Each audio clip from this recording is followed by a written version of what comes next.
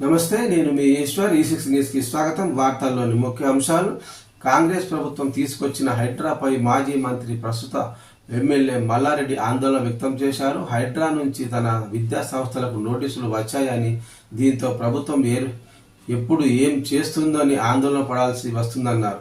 యాదగిరిగుట్టలో ఆయన మీడియాతో మాట్లాడుతూ, నా కాలేజీలు కాంగ్రెస్ హయాంలో నిర్మించారని ఇప్పుడు నోటీసులు ఇవ్వడంపై స్పందించారు. ఆయన సరైంది కాదన్నారు. హైడ్రా వల్ల ప్రశాంతత లేదు, నిద్ర పట్టడం లేదని ఆవేదన వ్యక్తం చేశారు.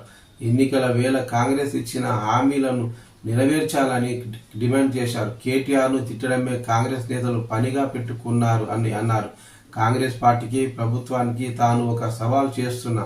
కేసీఆర్ పాలనలో పండించిన పంట కంటే ఎక్కువ పండిస్తే కాంగ్రెస్ వాళ్లకు పాలాభిషేకం చేస్తానన్నారు. కాంగ్రెస్ మంత్రుల మధ్య కూడా సఖ్యత లేదని చెప్పారు.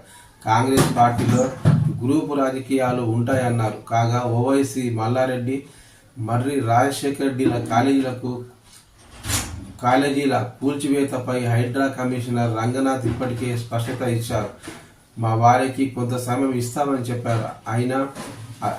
అయినప్పటికీ రాజకీయాల నేపథ్యంలో ప్రభుత్వం కూల్చివేతలపై ఎలాంటి నిర్ణయం తీసుకుంటుందోనన్న ఆందోళన వారిలో వ్యక్తమవుతుంది.